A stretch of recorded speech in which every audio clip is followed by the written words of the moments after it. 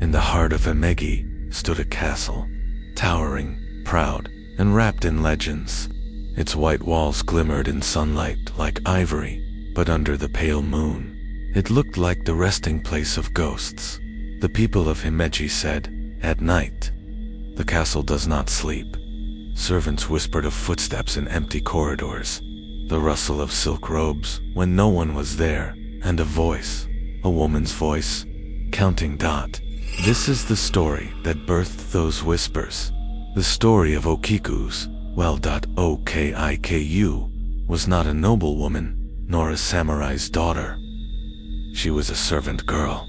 She swept the stone floors, polished trays, fetched water from the very well that would one day become her grave. She lived quietly. Her laughter was soft, her hands always busy. Yet, despite her humble nature, she carried an elegance that no one could ignore.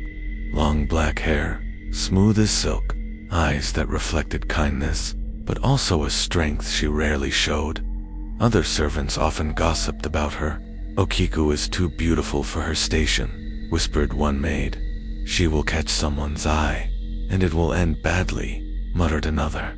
They were right. Her master was a high-ranking samurai, proud, cruel, and accustomed to having anything he desired. And what he desired now was Okiku. At first, he offered her gifts, hairpins, silks, sweets, imported from distant lands. She refused politely. Then, he promised her freedom, wealth, a life outside servitude. She became his mistress. She lowered her head and whispered, "No, my lord." Each rejection was like a blade against his pride. His admiration turned into obsession, and obsession into fury. The servants noticed his temper. "He watches her like a hawk," one said. "Okiku should leave the castle before it's too late," another warned. But there was no escape from Himeji Castle.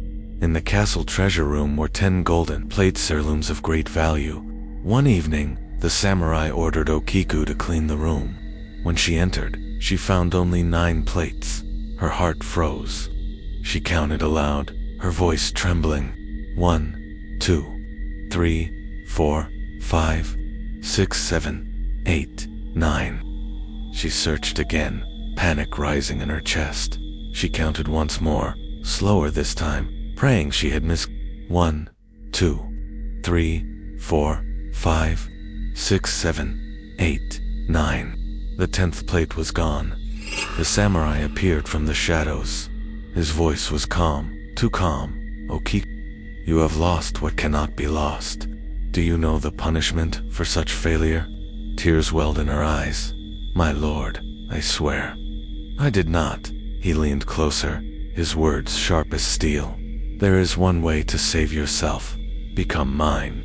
Accept me, and I will forgive this mistake." Okiku's lips trembled, her body shook, and then, gathering what little courage she had, she whispered, "No." Rage consumed him. He seized her arm, dragging her through the castle corridors. Servants watched, frozen in terror, none daring to intervene. Her cries echoed through the night as he pulled her to the courtyard, to the old stone well. "Last chance," he hissed, but Okiku shook her head, tears streaking down her pale face. With a snarl, he bound her hands and shoved her into the darkness. Her scream tore through the night, ending with a splash, then silence. The ripples faded. The courtyard returned to stillness. Only the well remembered. That night, the samurai awoke to a faint sound outside his chamber. A woman's voice, soft, trembling. 1, 2, 3, 4, 5, 6, 7, 8, 9. Silence. Then, a piercing scream that rattled the walls. He leaped from his bed, heart pounding, sword in hand. But the corridor was empty. Only the faint dripping of water echoed in the air. The next night, the voice returned, louder, closer.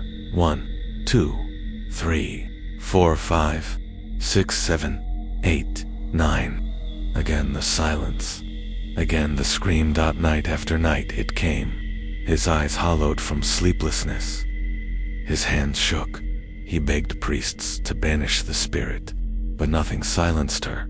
Some servants swore they saw a pale figure walking through the courtyard, her wet hair clinging to her face, her kimono dripping as though she had just climbed from the well. The samurai's mind broke under her torment. He stopped eating. He raved to himself, begging forgiveness, screaming in the dark, until one night he was found lifeless, his face frozen in terror, as though he had seen her standing right before him. But even his death did not end her curse. For years after, guards patrolling the castle swore they heard her voice. Travelers who stayed within its walls claimed to see a woman by the well, counting in the moonlight. 1, 2, 3, 4, 5, 6, 7, 8, 9, and then the scream. Centuries passed. The castle remained. The well remained. Tourists today flock to Himeji, cameras in hand, eager to capture the beauty of the White Heron Castle. But some leave, with stories they cannot explain. A man swore he heard counting as he leaned over the well, though no one was there. A woman fainted after claiming she saw a pale face staring up at her from the water's depths. Guards patrolling at night refuse to go near the well. Even now, locals warn, if you hear her count, do not wait for 10. Run, because the scream may be the last thing you hear.